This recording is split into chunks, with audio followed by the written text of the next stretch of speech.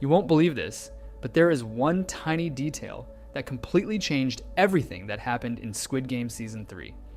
It's almost impossible to overstate how much a single rule, a single moment, can alter the entire course of the story. If it weren't for this change, we would have a completely different set of finalists. We would have a completely new winner, and trust me, you won't expect who that winner is. Early deaths that shocked us, moments of survival that thrilled us, even the alliances and betrayals we thought were set in stone. All of it could have gone in a completely different direction. So, what is this mysterious detail? Do you think you can guess? I'll give you a little hint. It happened at the end of episode 1. That's right. The very first episode holds the key to a chain reaction that shaped everything that followed in the season. Take a few seconds right now, pause the video if you have to, and try to figure it out. Drop your guesses in the comments. I want to see who can predict this twist before we even reveal it. Still having trouble? Don't worry, you're not alone. Most viewers miss it entirely on the first watch. But since you're a part of this channel, I'm going to give you a bonus hint. You deserve it. This tiny detail, this seemingly small rule, isn't about a character's strength, strategy, or luck. No, it's something far more fundamental. It involves the rules of the game itself. That's it. No more giveaways for now. Take a moment, really think about it, because this is where the story starts to bend in ways you never expected. Now imagine how fragile the balance of the games really is. A single overlooked rule, hidden in plain sight during the first episode, quietly set off a domino effect, influencing every death, every survival, and every shocking twist. Once you realize the ripple effect, the entire season takes on a new meaning. So, are you ready for the reveal? Here's the change that altered everything. It's the rule that allows players to switch teams before the hide-and-seek game. The big question is, what if this rule didn't exist? The team you were drafted into would be the team you had to play with. No switching, no second chances. And that single change would have completely rewritten Squid Game Season 3 from start to finish. But why would this twist change everything in Season 3? If this rule didn't exist, then Jumja, Junhee, Youngsik, and Myunggi would never have switched teams, and that alone would alter the entire course of events. If you've ever wondered how things would have played out with Junhee and Geumja as red players, and Youngsik and Myunggi as blue players, then this is exactly the type of video for you. As I mentioned, if they never switched sides, the ripple effect would be huge. For example, Namgyu would no longer team up with Myunggi to target other players.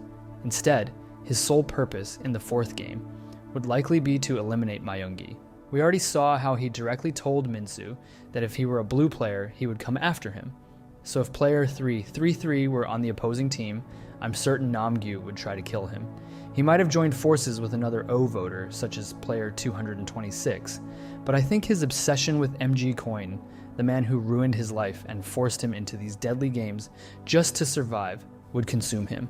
With Myunggi on the opposite team, Namgyu would see his chance for revenge, and nothing else would matter. Another major trajectory shift would involve Hyunju. She would no longer ally with Junhee and Geumja, since they'd be on opposing sides. In this new scenario, she might team up with Youngsik instead. The critical difference here is that Hyunju wouldn't fight to protect her bathroom companions, meaning she wouldn't injure her leg. With Youngsik's support, and without the burden of defending others, she could fight much more effectively. I'm confident she'd survive this game with ease, and most importantly, without the debilitating injury she endured in the original timeline. In the original version, even if she reached the exit door, Hyunju still wouldn't survive the jump rope game. But here, things would play out differently. She wouldn't find the exit door, since she lacked all three key types, and her path through the maze would be more demanding. Still, her military training would allow her to overcome any threat she encountered. Without the forced team change, Hyunju could have cleared this game without much difficulty. The biggest struggle in this alternate scenario would fall on Geumja and Junhee. Sadly, I don't believe either of them would make it out alive. Even if they teamed up, Junhee's pregnancy was already too advanced for her to pose any real danger to a blue player. She had to be carried by Hyunju and Geumja just to move, so she was in no condition to fight.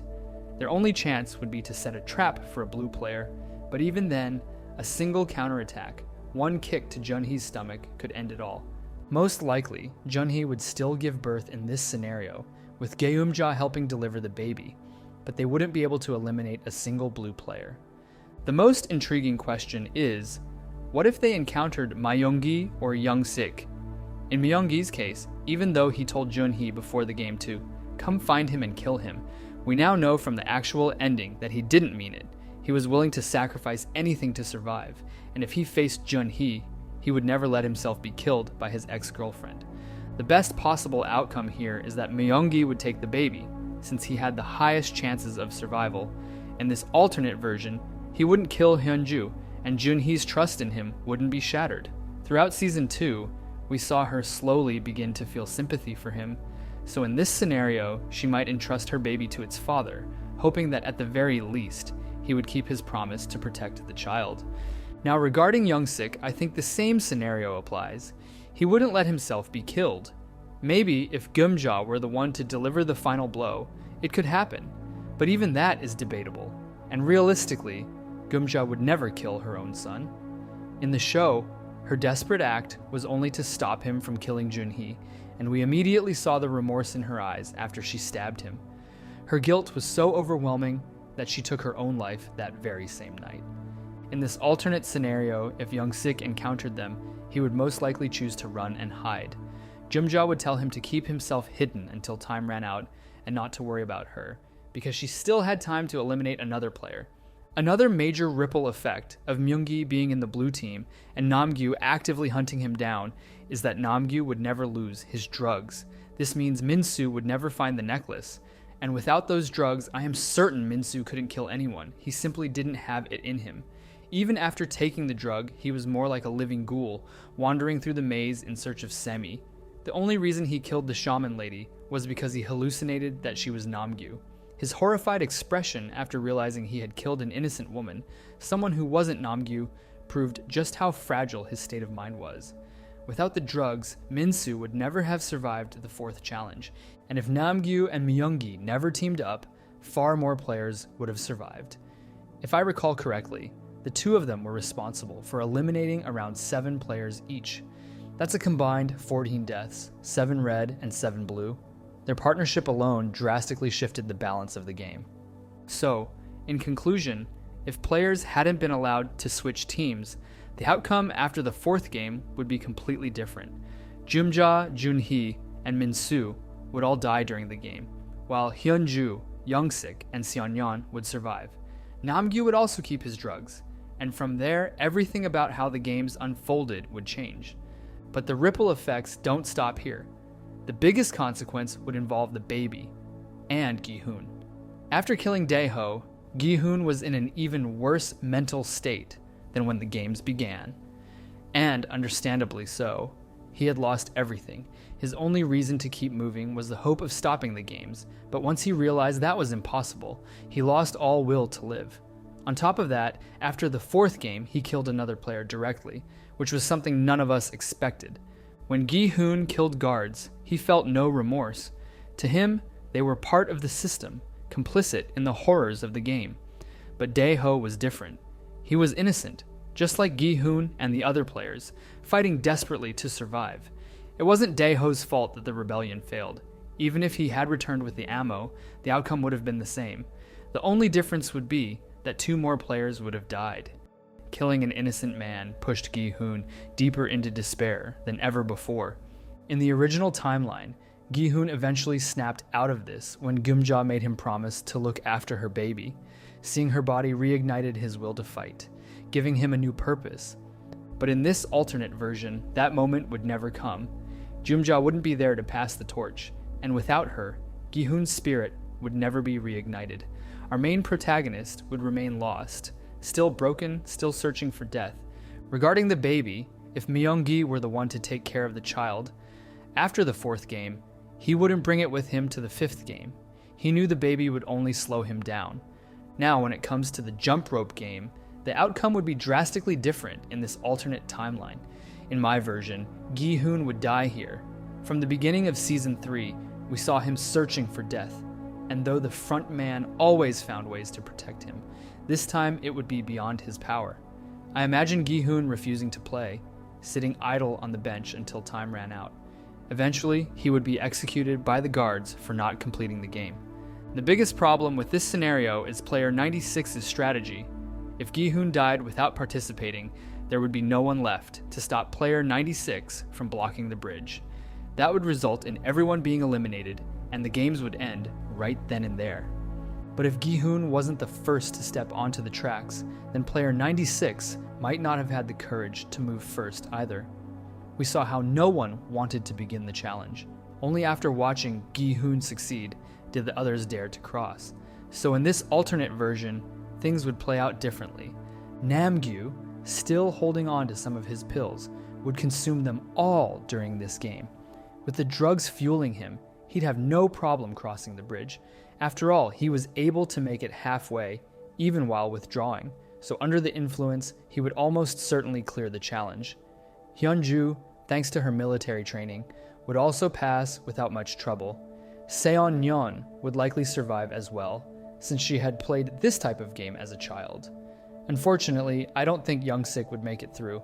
Beyond that, I don't see any other changes in the survivor list. So in this new timeline, the finalists would be players 39, 44, 100, 120, 124, 203, 333, 336, and 353. And without the baby being counted as a player, and without any plot armor or outside interference, the group would most likely vote to end the games right there. We already saw players 336 and 353 agree to vote out, and Hyunju and Myunggi would almost certainly do the same. Even Namgyu would choose to leave, since the prize money had already surpassed the 5 billion won mark, which was his personal goal. The most realistic outcome here is that they would end it, with a vote to leave, splitting the prize money among the survivors.